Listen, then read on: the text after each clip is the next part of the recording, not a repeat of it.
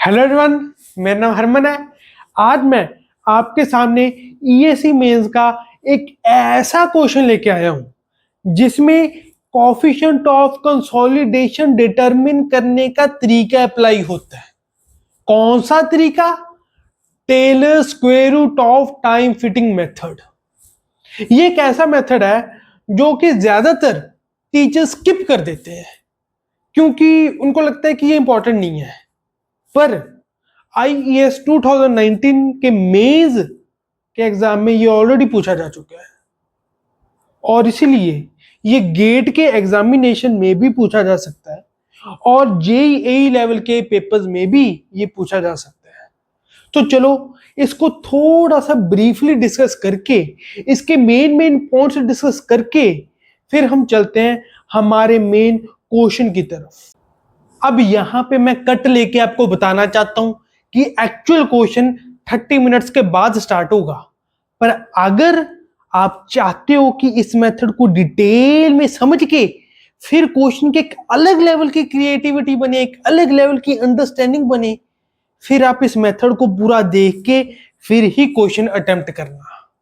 तो चलिए पहले इस मेथड को थोड़ा सा ब्रीफली देख लेते हैं, फिर हम हमारे क्वेश्चन को सॉल्व कर ही लेंगे। Then it is easy. ये मेथड है क्या? इसमें यह है कि एक्चुअली पहले बात थी कि जो टेलर थे ना, उन्होंने टीवी वर्सेस परसेंटेज यू का ग्राफ बनाया। ठीक है, पहले जो हमारी जो बेसिक इक्वेशंस है, टीवी इक्वल टू π/4u², ये इक्वेशन है। If percentage U is less than equal to 60%, तो आप एब्सोल्यूट टर्म्स में यहां पे वैल्यू पुट कर दोगे।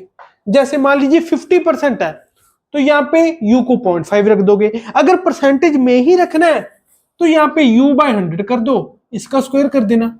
अब डायरेक्टली यहां पे आप परसेंटेज u रख सकते हो। 50% है, 50/100 0.5, वही बात होगी, उसका स्क्वायर कर दो। 60% है, 60/100 0.6, उसका स्क्वायर कर दो, इंटू π/4 कर दो, टीवी आ जाएगा। ठीक है, अगर percentage U less than equal to 60% है तो टीवी हम ऐसे निकालते हैं। अगर 60% से बढ़ जाए फिर 1.781 minus 0.933 log of 100 minus percentage U का फॉर्मूला लगा लेते हैं। कब? जब परसेंटेज यू ग्रेटर देन 60% है। जब तक 60% था, परसेंटेज यू 60% पर भी हम ये वाला फॉर्मूला लगा रहे थे। एक बार 60% से बढ़ गया फिर ये वाला फॉर्मूला है 1.781 minus 0.933 log of 100 minus percentage you, right? If percentage U is greater than 60%। तो क्या हुआ कि टेलर ने ना इन जो हमारी इक्वेशंस है उनको ऑब्जर्व किया। उन इक्वेशंस को ऑब्जर्व करके एक जो थियोरेटिकल ग्राफ बनेगा between percentage you and TV. Let's say मैं इसको इधर कर देता हूं, परसेंटेज यू यहां पे। Let's see, camera is okay क्योंकि थोड़ा सा हिल गया था यहां पे।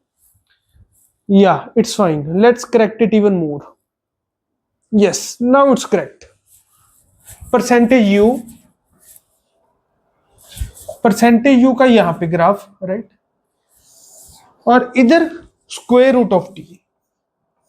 थियोरेटिकल ग्राफ बना रहे हैं अभी हम, परसेंटेज यू और square root T. Theoretical, this graph is theoretical है ये graph. Percentage U versus square root T का। Square root T X axis पे है, परसेंटेज यू वाई एक्सिस पे है। जब एक थियोरेटिकल ग्राफ बनाया, थियोरेटिकल ग्राफ इस हिसाब से कि जैसे जैसे मैं नीचे जा रहा हूं वैसे वैसे परसेंटेज यू की रीडिंग्स बढ़ रही हैं, right? Percentage U increasing downward. जैसे मान लीजिए this is 0, this is then 10, this is 20। धीरे धीरे परसेंटेज यू की वैल्यूज बढ़ रही हैं। This is 60%, this is 80%, right? ऐसे परसेंटेज यू की वैल्यूज जैसे जैसे हम नीचे जा रहे हैं वैसे वैसे बढ़ रही हैं।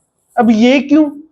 क्योंकि जब हम सेटलमेंट वर्सेस टाइम का जब भी हम ग्राफ बनाते हैं तो हम ऐसे ही करते हैं कि जो सेटलमेंट होती है ना, उसको जैसे जैसे हम नीचे जाएं वैसे वैसे उसकी वैल्यू बढ़ती रहती है।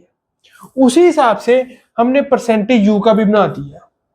इसको मैंने ऐसे ही बनाया है, राइट। सेटलमेंट का जब हम जैसे ग्राफ बनाते हैं विद रिस्पेक्ट टू टी, तो कई बार हम ऐसे भी बना देते हैं। आपको थोड़ा सा रफ में आपको बता दूं मैं, ऐसे करके ग्राफ बना देते हैं। सेटलमेंट को इस साइड शो कर देते हैं, right, this is settlement and this is time. तो ऐसे करके ग्राफ बना देते हैं। मैंने ऐसे करके ना से ही इस ग्राफ को ऐसे बना दिया, जो हमारा सीधा ग्राफ होता है वैसे बना दिया। क्यों? क्योंकि बुक्स वगैरह में, एग्जाम्स में आपको ऐसा ही ग्राफ मिलेगा जैसे मैं बना रहा हूं। तो जो एग्जाम्स में रेप्लीकेट होता है मैं वैसे यहां पे ग्राफ बना रहा हूं, ताकि एग्जाम में जैसा ग्राफ आए आपको वही मैं समझाने के लिए यूज करूं, राइट।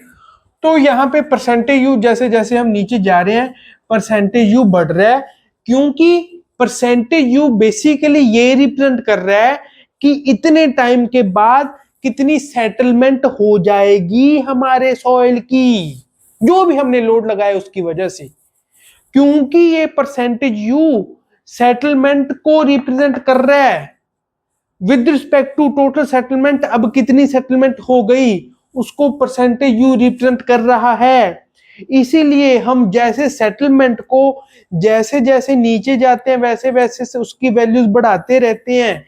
इसीलिए परसेंटेज यू की भी हमने ऐसी ही वैल्यू कर दी कि जैसे जैसे हम नीचे जा रहे हैं वैसे वैसे परसेंटेज यू की वैल्यू बढ़ रही है।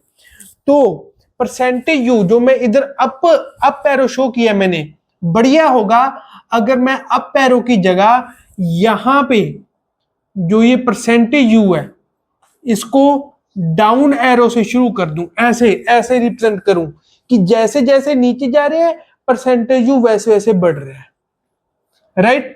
टी टी जो हमारा नॉर्मल एक्स एक्सिस होता है वैसे ही कर रहे हैं, जैसे जैसे इधर जा रहे हैं वैसे वैसे टी की वैल्यू बढ़ रही है, राइट। दिस इज ये ऐसे मैंने एरो शो किया हुआ है, इससे टी की वैल्यू बढ़ रही है। परसेंटेज यू का ऐसे एरो शो किया हुआ है, ऐसे ऐसे परसेंटेज यू की वैल्यू बढ़ रही है। अब आप देखो, अगर मैं टीवी क्या होता है CVT by D square, right. अगर मैं रूट टी ले लूं, TV is what CVT by D square, आपको फॉर्मूला याद होगा, राइट। चाहे मैं लिख देता हूं बट आपको ऑफ कोर्स ये याद होगा, टीवी होता है सीवीटी बाई डी स्क्वायर। अब अगर मैं इस साइड रूट टी ले लूं तो यू क्या बन जाएगा, यू के ऊपर का स्क्वायर रूट हट जाएगा, राइट। इस साइड रूट ले लिया तो इस साइड भी रूट लिया, तो स्क्वायर जो परसेंटेज यू पे था वो हट गया। मतलब root T is directly proportional to percentage you.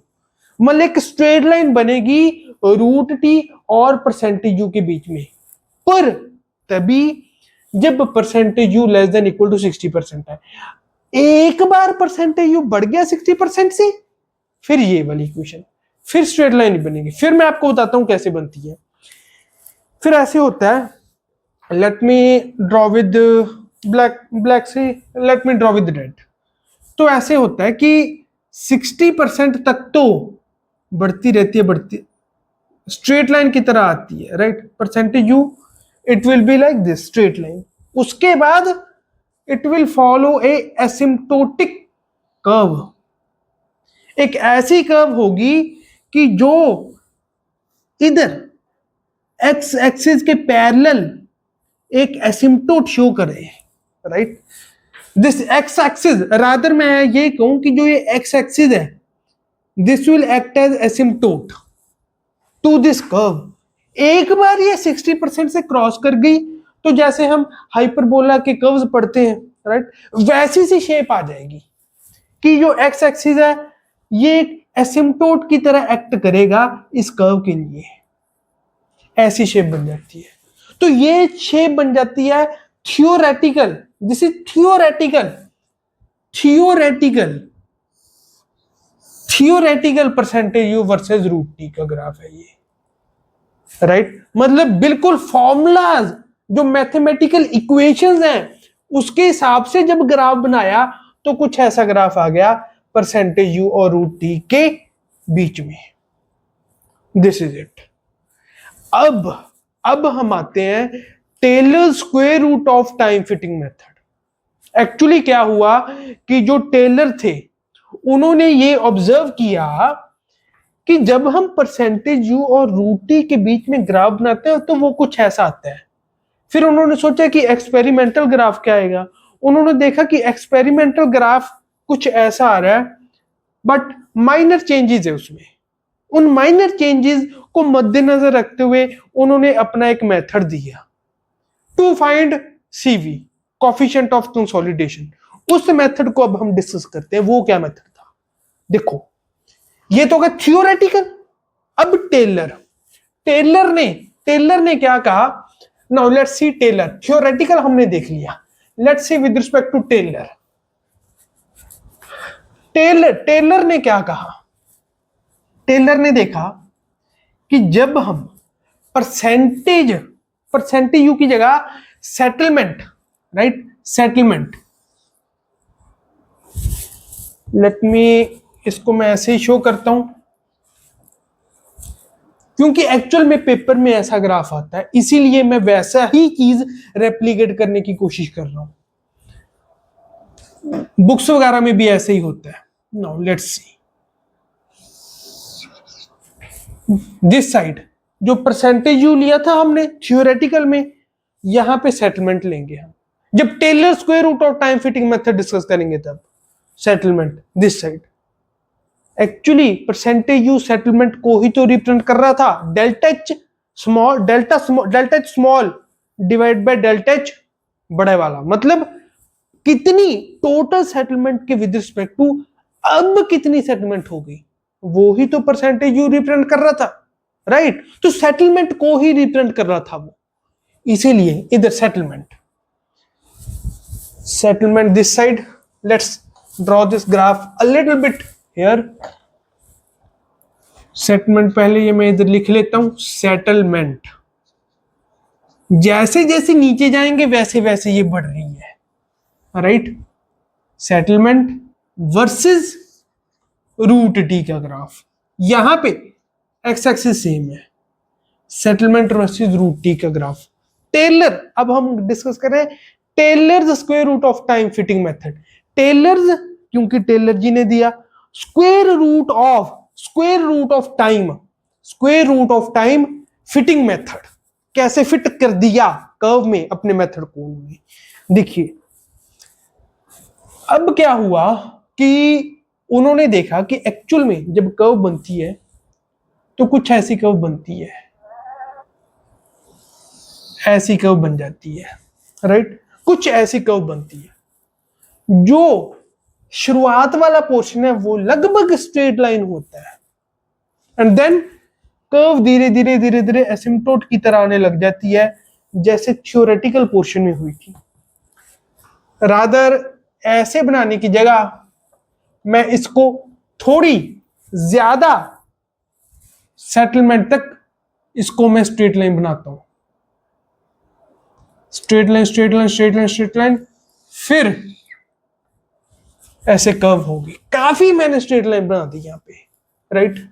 Now अब जो हमारे टेलर जी थे उन्होंने क्या कहा कि आप ऐसा करिए कि जो ये स्ट्रेट लाइन नजर आ रही है ना, इसको आप एक्सटेंड कर दीजिए। जैसे जो ये स्ट्रेट लाइन है, इसमें शुरू में उन्होंने ऑब्जर्व किया कि शुरू से बिल्कुल स्ट्रेट नहीं आती, शुरुआत में थोड़ा सा कर्वेचर नजर आता है। क्यों आता है बताता हूं मैं। थोड़ा सा कर्वेचर नजर आता है, थोड़ा सा कर्वेचर शुरुआत में। देखिए ये थोड़ा सा कर्वेचर नजर आ रहा है। क्यों आ रहा है? क्योंकि इनिशियल कंप्रेशन या कंपैक्शन ये इस चीज को रिप्रेजेंट कर रहा है, जो थोड़ा सा यहां पे आया ना कर्वेचर, थोड़ा सा है। जैसे आप इस स्ट्रेट लाइन को पीछे एक्सटेंड करोगे, ये मान लीजिए मेरी स्ट्रेट लाइन है, स्ट्रेट लाइन, इसको पीछे एक्सटेंड करता गया, इधर मीट कर रही है ये। यहां पर थोड़ा सा कर्वेचर है क्योंकि ये जो शुरुआत वाला पोर्शन है, this is representing initial compression और कंपैक्शन, जो कंसोलिडेशन से पहले होती है, right. This is initial compression और कंपैक्शन। इनिशियल कंप्रेशन और कंपैक्शन, इनिशियल कंप्रेशन और कंपैक्शन, ये उस चीज को रिप्रेजेंट कर रहा है, राइट। नाउ अब उन्होंने क्या किया, ये इस चीज को ऑब्जर्व किया, फिर कहा कि चलो जो ये तो एक एरर सा आ गया, राइट, एक एरर आ गया ये इनिशियल कंप्रेशन और कंपैक्शन, तो इसको तो आप इनिशियल कंप्रेशन और कंपैक्शन मान लो। अब आप जो स्ट्रेट लाइन थी ना, आप इसी को मान के चलो कि जो ये स्ट्रेट लाइन थी, ये स्ट्रेट लाइन आ रही थी, okay okay okay okay okay, इसको आपने पीछे एक्सटेंड कर दिया दिस, इसको आप मान के चलो कि यहां से एक्चुअली हमारी कंसोलिडेशन शुरू हो रही है। Let's see this is or not, okay. तो उन्होंने क्या कहा कि जो ये स्ट्रेट लाइन है ना, शुरुआत वाली स्ट्रेट लाइन है, इसको आप एक्सटेंड करते जाओ, इसको आप एक्सटेंड करो, एक्सटेंड करो, एक्सटेंड करते जाओ इसको, स्ट्रेट लाइन को। जैसे 60% के बाद तो ये ऐसे कर्व हो जाती है, एक्सपेरिमेंट में जैसे एक्सपेरिमेंट शो करेगा वैसे उस जगह पे इसका कर्वेचर आएगा, पर लगभग लगभग 60% के आसपास आएगा, राइट। तो now we are dealing with actually experimental data, actual जो एक्सपेरिमेंटल डेटा है उसके साथ डील कर रहे हैं अभी हम, राइट। अभी ये थ्योरेटिकल पोर्शन नहीं चल रहा, एक्चुअल एक्सपेरिमेंटल डेटा है ये। नाउ इसको क्या किया हमने, इसको हमने जो स्ट्रेट लाइन थी, स्ट्रेट लाइन इधर आ रही थी ना, उसको कर्वेचर था ना, कर्वेचर को देखा नहीं, स्ट्रेट लाइन को एक्सटेंड करते रहे करते रहे करते रहे करते रहे, स्ट्रेट बनाते गए इधर एक्स एक्सिस को इधर इसने इंटरसेक्ट किया, right. Let's see this is x, x axis को कर रहा है, एक्स मान लो आप, ए बी सी कुछ भी मान सकते हो, ए मान लो आप, कई जगह पे ए माना होता है इस चीज को। Let's see this is a, this is a, जो ये एब्सिसा है, इसको जनरली बुक्स वगैरह में लिखा जाता है abscissa obtained by the extension of straight line, ऐसी वर्डिंग इस्तेमाल की जाती है। तो वो तो मैथमेटिकल टर्म्स आपको पता ही है। एक्स एक्सिस को हम कहते हैं एब्सिसा, वाई एक्सिस को हम कहते हैं ऑर्डिनेट, बेसिक मैथमेटिकल टर्म्स। तो ये आ गया ए। अब उन्होंने क्या कहा कि जो ये स्ट्रेट लाइन है ना, स्ट्रेट लाइन पोर्शन है जो यहां पे R0 आया है, इस स्ट्रेट लाइन पोर्शन, इस R0 से आप क्या करो, जो ये ए है ना, इसका 1.15 टाइम्स ले लो, 1.15 ए ले लो। ये ए आया तो 1.15 ए कहीं ना कहीं इधर आएगा, राइट, समवेयर हियर, राइट। 1.15 ए ले लो आप, एक्स एक्सिस पे ले लिया, ओके। अब इस 1.15 ए, इसको आप इससे मिला दो, स्ट्रेट लाइन से, राइट। मेरे पास स्केल नहीं है तो जैसे मेरे से स्ट्रेट लाइन बनी है मैंने वैसे बना दी, right. I am not that expert at drawing, पर आप समझने की कोशिश करिए। ये स्ट्रेट लाइन थी, यहां पे 1.15 मार्क किया, इधर से स्ट्रेट लाइन मैंने यहां पे बना दी, स्केल से स्ट्रेट, आपके पास ग्राफ पेपर होगा, स्ट्रेट लाइन स्केल रख के इधर तक 1.15 बना दिया आपने, ओके बना दी। अब जहां पे इस स्ट्रेट लाइन ने इसको इंटरसेक्ट किया कर्व को, that will be considered percentage U equal to 90%।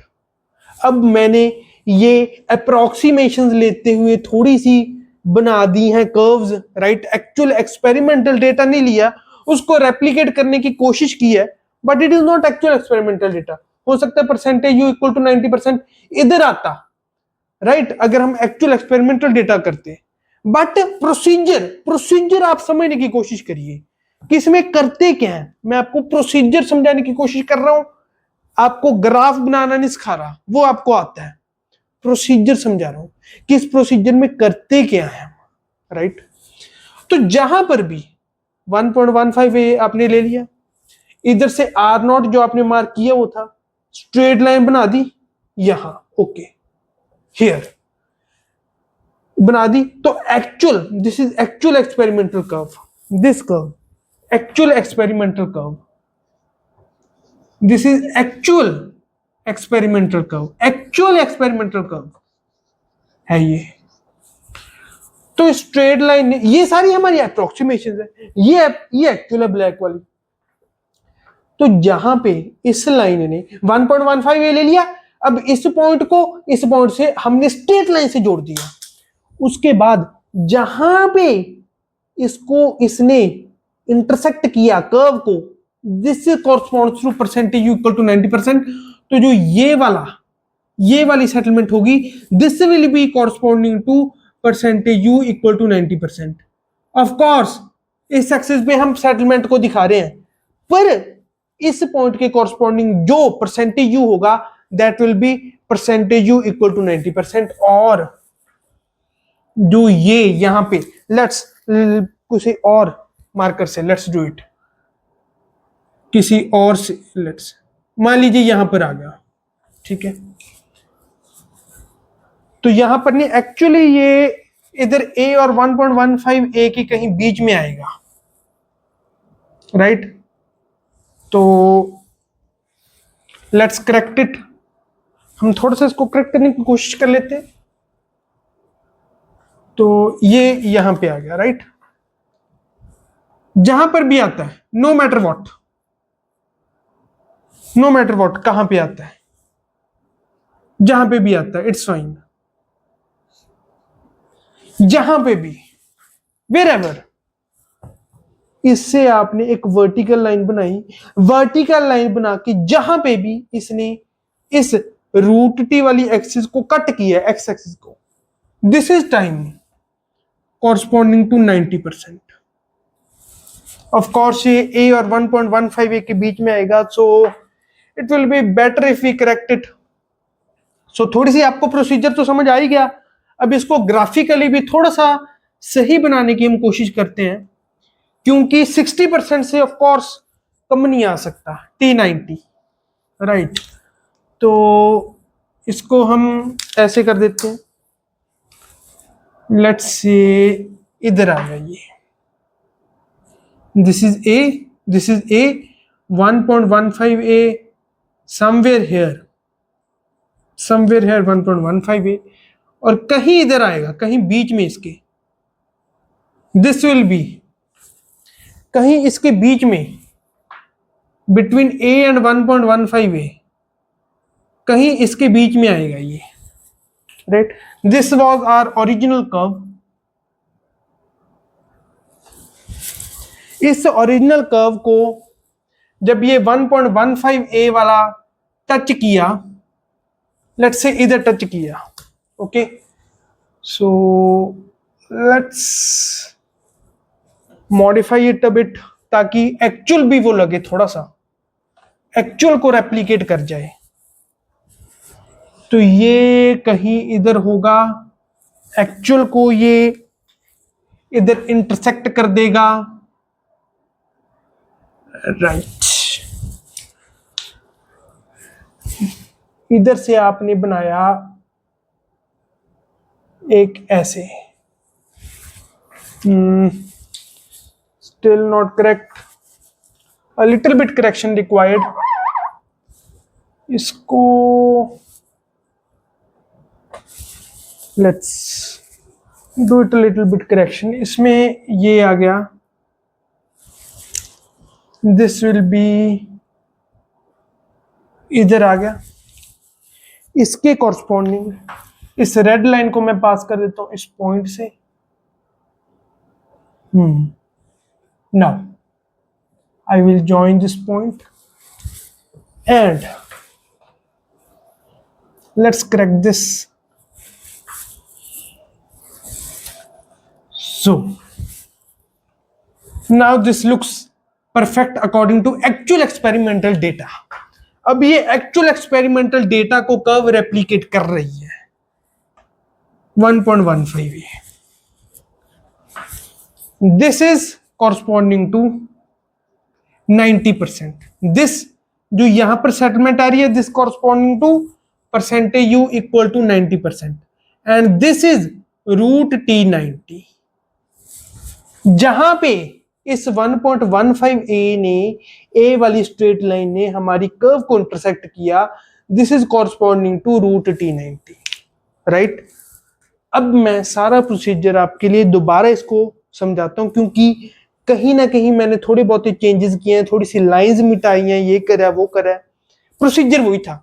थोड़ा सा एक्चुअल एक्सपेरिमेंटल डेटा को ध्यान में रखते हुए मैंने अपनी थोड़ी सी ड्राइंग में कॉम्प्रोमाइज किया है, and then so that actual experimental data के अकॉर्डिंग ही हो सके। नाउ यहां पे हमने क्या किया, एक्चुअल में थोड़ी सी शुरुआत में कर्व थी, क्योंकि शुरुआत में इनिशियल कंप्रेशन या कंपैक्शन थी, इनिशियल कंप्रेशन और कंपैक्शन शुरुआत में देखने को हमें मिली, उसकी वजह से थोड़ी सी कर्वेचर, थोड़ा सा कर्वेचर, देन उसके बाद straight line, straight line, straight line, straight line, straight line, straight line, आती गई आती गई आती गई। एक पॉइंट के बाद एक कर्वेचर शुरू हो गया, right, this is curvature, this is curvature. तो हमने क्या किया, ये जो वाली स्ट्रेट लाइन थी इसको एक्सटेंड कर दिया, एक्सटेंड करते करते करते करते इस पॉइंट पे ले गए हम, इस पॉइंट को हमने नाम दे दिया ए, ठीक है। जहां पर इसने इंटरसेक्ट किया हमारे एक्स एक्सिस को, उसको हमने नाम दे दिया ए। अब इस ए का हमने कर दिया 1.15 टाइम्स, ठीक है। तो ये 1.15 ए ये आ गया, ये वाला पॉइंट आ गया 1.15 ए, ओके। तो हमने क्या किया, ये जो आर नॉट था इसको ज्वाइन कर दिया 1.15 ए वाले पॉइंट से, इस पॉइंट से हमने इसको ज्वाइन कर दिया। अब जब हमने ये वाली लाइन ड्रॉ करी है, जब ये वाली लाइन ड्रॉ करी है, तो यहां पे इस लाइन ने, इस स्ट्रेट लाइन ने जो आर नॉट को इस 1.15 ए वाले पॉइंट से ज्वाइन कर रही थी, उसको हमने कह दिया that this is corresponding to percentage equal to 90%। और जब वर्टिकल लाइन ड्रॉ करी इसके corresponding, this corresponds to √T90। तो √T90 आपके पास आ गया, तो उससे उसका स्क्वायर कर लोगे तो T90 आ जाएगा, मतलब time corresponding to percentage U equal to 90% आपके पास आ गया। एक बार वो आ गया तो टीवी आप हमारा जो स्टैंडर्ड फॉर्मूला उससे निकाल लोगे, 1.781 minus 0.933 log of 100 minus percentage you, उससे टीवी निकल जाएगा। डी आपको पता है, राइट, आपको पता थिकनेस कितनी है हमारे सैंपल की, आपने ही तो उस डब्बे में रखा है हमारे सैंपल को जिसमें भी आप टेस्ट कर रहे हो, डी आपको पता है। एक्चुअली टीवी का क्या फॉर्मूला होता है, TV is equal to this, TV is equal to CVT by D square.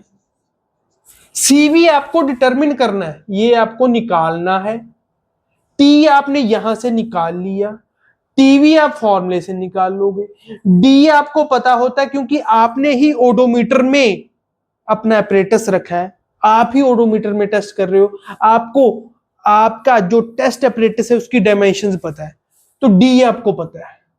उससे फिर सिर्फ एक अननोन पैरामीटर रह गया CV, वो आप निकाल लोगे। अब एक बात और मैं आपको बता दूं कि एग्जाम में गिवन हो या ना हो, जब भी हम लेबोरेटरी में टेस्ट करते हैं तब it is drainage from both sides, above and below, दोनों साइड से ड्रेनेज हो रही होती है, ठीक है। ये एक्चुअल में होता है एक्सपेरिमेंटल में, राइट।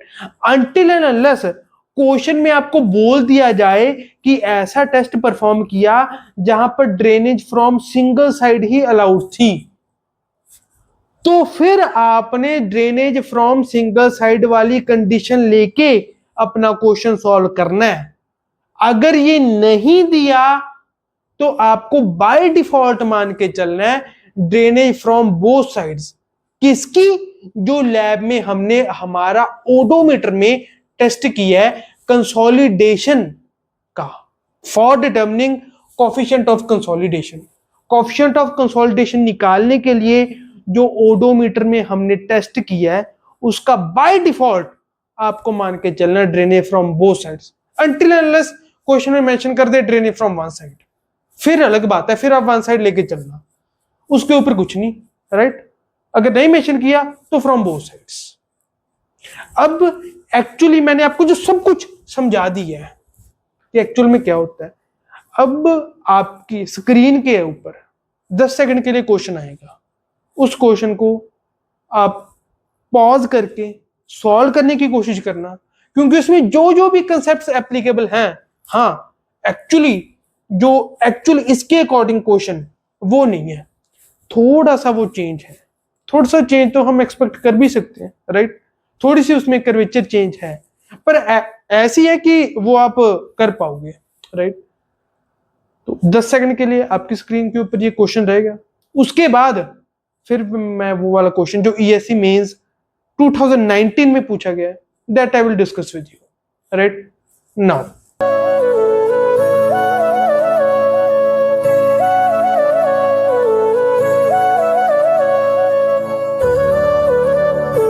अब जो ये ईएससी में क्वेश्चन पूछा गया है, that is easier than we have done, उससे इजी है। क्यों? इसमें आप देख सकते हो कि इनिशियल कंप्रेशन तो है ही नहीं। आपको थोड़ा डाउट लग रहा है, थोड़ा सा पीछे जाके देख लीजिए, है ही नहीं इसमें इनिशियल कंप्रेशन या कंपैक्शन। तो जो इनिशियली हमको करेक्शन करनी थी वो इसमें है ही नहीं है। Okay good.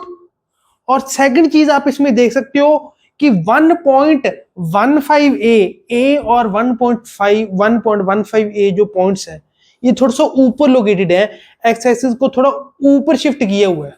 That's fine with us. हमको तो हमारी वैल्यू से मतलब है, हमको ग्राफ कैसे बनाया है, थोड़े चेंजेस किए हुए हैं, उससे हमको कोई मतलब नहीं है। ओके, हमको जब उसने साफ साफ ही बता दिया कि 1.15 ए के corresponding percentage consolidation percentage U equal to 90% है, we are fine with it. और उसके कॉरस्पॉन्डिंग हमको ये भी एक वर्टिकल लाइन बना के ये भी शो कर दिया कि टाइम कितना होगा उसके कॉरस्पॉन्डिंग। हमें तो यही पता करना था कि 1.15 ए के कॉरस्पॉन्डिंग जो परसेंटेज यू इक्वल टू 90% है, उसके कॉरस्पॉन्डिंग टाइम कितना है वो बता दिया। कितना है इस केस में, कितना है 7.5 minutes. 7.5 minutes but in square root, मतलब रूट टी जो है दैट इज 7.5 मिनट्स। जो एक्स एक्सिस की वैल्यू है दैट इज 7.5 मिनट्स इस केस में जो हमको दिया हुआ है, राइट। आपको अगर कोई डाउट लग रहा है, आप रिवाइंड करके पीछे क्वेश्चन को रेफर कर सकते हैं, फिर से आ सकते हैं, टू एंड फ्रो कर सकते हैं, that's okay, right.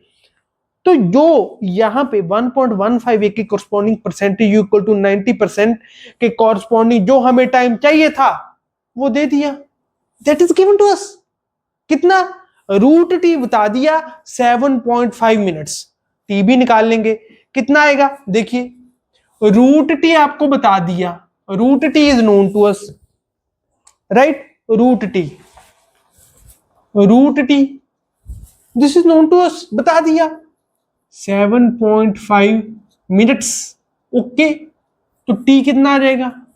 T will be simple, T will be equal to this 7.5, इसका स्क्वायर आ जाएगा, 7.5 स्क्वायर इसका, ये आ गया 56.25 मिनट्स। रादर ये ऐसे मैं कहूं 7.5 रूट टी इक्वल टू 7.5 तो एक्चुअली एक्स एक्सिस की वैल्यू है, वो एक्स एक्सिस क्या है? रूट टी इन रूट मिनट्स। तो फिर टी आ जाएगा 56.25 मिनट्स। टी आ गया हमारे पास, टी हमारे पास आ गया। तो हमको ये दिया हुआ है कि for a 30 metre thick clay sample, 30 metre thick clay sample D equal to 30 mm. Okay, this is not D, this is rather H0, इसकी टोटल थिकनेस है, दिस इज H0। D हमारा बता रहा होता है कि कितना लेंथ ऑफ ड्रेनेज पाथ है, H0 is total thickness subjected to given pressure range under double drainage condition. Specify, अब तो स्पेसिफाई कर दिया, डबल ड्रेनेज कंडीशन ना करता तब भी हम डबल ड्रेनेज कंडीशन लेके ही चलते हैं। हाँ, अगर क्वेश्चन में ये बोल देता कि सिंगल ड्रेनेज हो रही है, सिंगल ड्रेनेज कंडीशन, फिर सिंगल ड्रेनेज लेके चलते, फिर डी को एच नॉट लेके चलते, पर अब डबल ड्रेनेज हो रही है। तो डबल ड्रेनेज में आपको पता है length of drainage path is half, जो हमारी थिकनेस होती है ऊपर और नीचे दोनों तरफ से ड्रेनेज हो पा रही है, तो जो बीच वाला पार्टिकल है उसको सिर्फ आधा डिस्टेंस ट्रेवल करना पड़ेगा, जिसकी वजह से length of drainage path is now half of the thickness of the clay sample, मतलब 15 mm और 0.015 मीटर। उसके बाद कहा गया determine the coefficient of consolidation CV for the clay sample. CV निकालना है तो उसके लिए हमें क्या करना पड़ेगा, TV निकालेंगे। Y? Because this is T90, ये T90 है, रूट T90 ये था, T90 इतने मिनट्स आ गया।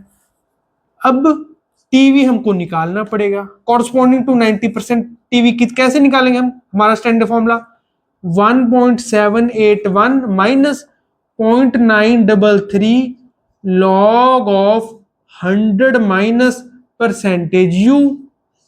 यहां पे परसेंटेज U 90% रख लेंगे।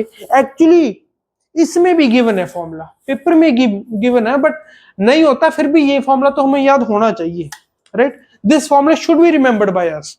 गेट में, ESE में इस फॉर्मूला से क्वेश्चन पूछे गए हैं। हाँ, ये अलग बात है कि ये फॉर्मूला दे दिया था पेपर में, यहां पर भी दे दिया, मेज में, गेट में भी दे दिया था, पर आपको ये फॉर्मूला याद होना चाहिए, क्योंकि कल को कुछ नहीं पता कि क्वेश्चनर मान ले कि यार इतनी बार तो ये फॉर्मूला दे दिया पेपर में, अब तो अंडरस्टूड होना चाहिए कि इसमें से क्वेश्चन आ सकता है, तो स्टूडेंट को ये रिमेंबर करना चाहिए फॉर्मूला, तो वो अगली बार ना दे। आपको याद ना हो, आप इस गलत फैमिली में रहो कि पेपर में आ जाएगा, पेपर में कोई फॉर्मूला गिवन होगा, नहीं हो सकता ना गिवन हो, आपको याद करना पड़ेगा। So let's say 1.781 minus 0.933 log of 10, this is 0.848। TV आ गया 0.848। ओके, नाउ TV ये किसके इक्वल होता है? CVT by D square. TV equal to CVT by D square. So this means 0.848 equal to CV into T 56.25 minutes, 56.25 minutes. Minutes को हमने convert कर देना है। वाई? बिकॉज आगे इसके साथ एक और भी रिलेटेड क्वेश्चन है, how long will it take in days to reach 50% consolidation for the same soil. आगे जो भी है ठीक है करेंगे, पर ये पूछा गया how long will it take in days, मतलब इसके आगे टाइम भी पूछा गया है। किस चीज का टाइम हम डिस्कस करेंगे, पर टाइम इन डेज पूछा गया है, तो बेहतर है हम CV को डेज वाले यूनिट्स में निकालें, राइट? जो उसमें टाइम का यूनिट होगा उसको डे में कन्वर्ट कर लें हम, राइट, ताकि आगे आसानी हो। दिस इज मिनट्स, मिनट्स को आवर्स में कन्वर्ट कर लिया, डे में कन्वर्ट कर लिया। CVT by D square, D is 15 mm, अगर मैं मीटर में स्टैंडर्ड यूनिट्स में कन्वर्ट करूं तो 0.015 square.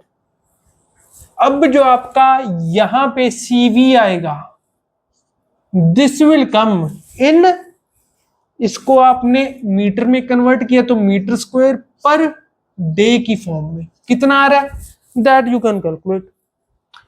0.848 into 60 into 24 into 0.015 square by 56.25, this comes out to be 4.8848 into 10 raised to the power minus 3।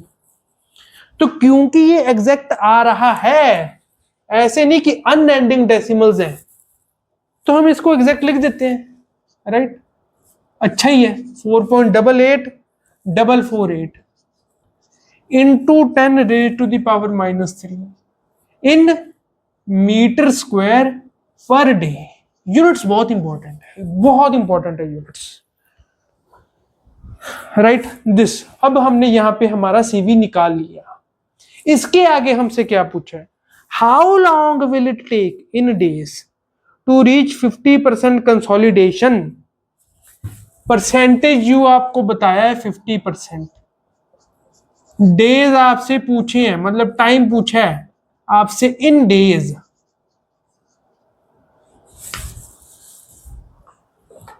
For the same soil if it was 2.5 metre thick, H not आपको दे दिया 2.5 metre, total thickness 2.5 metre, and drained in one direction only. यहां पे कह दिया कि कोई ऐसा सॉइल हो जिसकी ये कंडीशंस हो कि उसकी थिकनेस 2.5 मीटर हो, परसेंटेज इक्वल टू 50% के लिए उसको कितना टाइम लगेगा इन डेज पर। वो वाला सॉइल कौन सा? ये वाला। This is drained only in one direction. One direction है तो लेंथ ऑफ ड्रेनेज पाथ कितना होगा? जितनी थिकनेस ऑफ सैंपल थी, कितनी? 2.5 मीटर। 2.5 मीटर। अब इसी से आपको अंदाजा लगा लेना कि आपको अपने सीवी की जो वैल्यू होगी किस में निकालने का फायदा होगा आगे, क्योंकि क्वेश्चन में गिवन था 2.5 मीटर थिक, तो मीटर में एक्चुअली मेरे को अपनी कैलकुलेशन करनी थी, इसलिए मैंने सीवी को मीटर में निकाल लिया। टाइम की कैलकुलेशन मेरे को डेज में करनी थी, इसलिए मैंने टाइम डे में रखा सीवी की कैलकुलेशन में। आप अपने हिसाब से थोड़े से यूनिट्स को मॉडिफाई करके आप अपने कन्वीनियंस के हिसाब से यूनिट्स को लिख सकते हो। हाँ, अगर क्वेश्चन में बताया कि इस यूनिट में ही आंसर बताओ, फिर आपको क्वेश्चनर के हिसाब से एडजस्ट करना पड़ेगा, फिर आप कुछ नहीं कर सकते। जैसे यहां पे कह दिया टाइम इन डेज बताना है, तो टाइम इन डेज ही बताना है, चाहे वो फ्रैक्शन में आए चाहे बड़ी वैल्यू आए, जितनी मर्जी आए, आपको इन डेज रिपोर्ट करना ही है वो, क्योंकि क्वेश्चन में कह दिया। क्वेश्चन में जो कहा उसके ऊपर हम अपनी मर्जी नहीं चलाएंगे। राइट नाउ, अब ये सॉल्व करने के लिए मेरे पास बोर्ड भर गया, तो लेट्स इरेज दिस, इरेज करके let's do this here. Data मेरे पास है, required data is known to me, कर देते हैं सॉल्व। परसेंटेज यू 50%, तो टीवी कितना होता है? परसेंटेज यू 50% के कॉरस्पॉन्डिंग π/4 इंटू 50/100 का square, that is π/4 into 0.5 square. So π/4 into 0.5 square, this is 0.196। 0.196। No, this 50% is also very important. ये जो एक और मेथड है ना, Casagrande's logarithmic time fitting method, उसमें इसका यूज होता है। 50% की कॉरस्पॉन्डिंग टीवी कितना है, राइट? आपने पढ़ा होगा तो आपको पता होगा उसके बारे में कि उसमें T50 का यूज होता है। Now let's go back to a question. TV is 0.196, okay. TV equal to CVT/d², अभी हमने फॉर्मूला किया तो उसको यूज करते हैं। टीवी 0.196, CV 4.8848 इंटू 10⁻³ आप चाहे तो सीवी की वैल्यू को ना लिखिए, क्योंकि आपके कैलकुलेटर में ऑलरेडी फीड होगी। डायरेक्ट आप जो भी मल्टीप्लाई डिवाइड करना है वो करके आप अपना टी का आंसर निकाल सकते हो, राइट? सीवी, क्योंकि हमारे साइंटिफिक कैलकुलेटर्स की यही खासियत है, बारी बारी एंटर करने की जरूरत नहीं है। CVT, टी यहां पे डेज में निकालना है, डेज में ही मेरी सीवी की वैल्यू है। जो थिकनेस ऑफ सैंपल मीटर में गिवन है, सीवी की वैल्यू मीटर में है, तो यूनिट्स पूरी तरह यहां पे जस्टिफाइड है। आपके अगर जस्टिफाइड ना हो तो सीवी की यूनिट्स जस्टिफाइड ना हो, उस हिसाब से अपनी यूनिट्स को एडजस्ट कर लेना, नहीं तो क्वेश्चन गलत हो जाएगा। गेट हो, ESE हो, कोई भी पेपर हो, यूनिट्स का ध्यान नहीं रखा, बारी बारी बताता हूं मैं, बारी बारी, बहुत इंपॉर्टेंट चीज है ये, यूनिट्स का ध्यान रखना होगा आपको। TV equal to CVT/d², D 2.5 metre, सीधे मीटर में रखूंगा मैं, 2.5 metre. T will come out to be in days आएगा, अब जितना भी आएगा, कितना आ रहा है? 0.196 divide by 4.88848, this divided by 10 raised to power 10 raised to power minus 3 this into 2.5. Let's see, 0.196 into 2.5 CVT by d square here. Here d square comes. Metre लिखने के चक्कर में यहाँ पे मैं स्क्वायर डालना भूल गया था, आपको यूनिट्स की सिग्निफिकेंस बताता, but that's fine. 0.196 into 2.5 square divided by 4.88448 into 10 raised to the power minus 3. 10 raised to the power minus 3. This is 250.79. 250.79 days. This is our final answer. एक आंसर ये था, CV इक्वल टू दिस. एक हमको CV निकालने के लिए बोला था, एक हमको टाइम निकालने के लिए बोला था. Corresponding to percentage equal to 50% and these conditions H not equal to 2.5 metre and single drainage. उसके कॉरस्पॉन्डिंग टाइम इन डेज वो हमने निकाल लिया, 250.79 days. This is my final answer. This and this my final answer. ठीक है, इसी से ही मैंने आपको Taylor square root of time fitting method का कंसेप्ट बता दिया, कैसे वो मेथड ऑपरेट करता है ये बता दिया, कैसे अगर थोड़ा सा चेंज हो क्वेश्चन में ये आपको आ गया, कैसे उसको प्रोसेस करते हैं ये आ गया, कैसे कैलकुलेशंस करते हैं ये आ गया, कौन कौन सी चीजें कैलकुलेशन में ध्यान रखनी होती है ये पता चल गया, और इसी से आपका एक कंसेप्ट अच्छा बिल्ड हो गया. कंसोलिडेशन के कंसेप्ट अब आपके थोड़े पक्के हो गए हैं, right? So in the next lecture we will deal with another good problem. Till then, goodbye.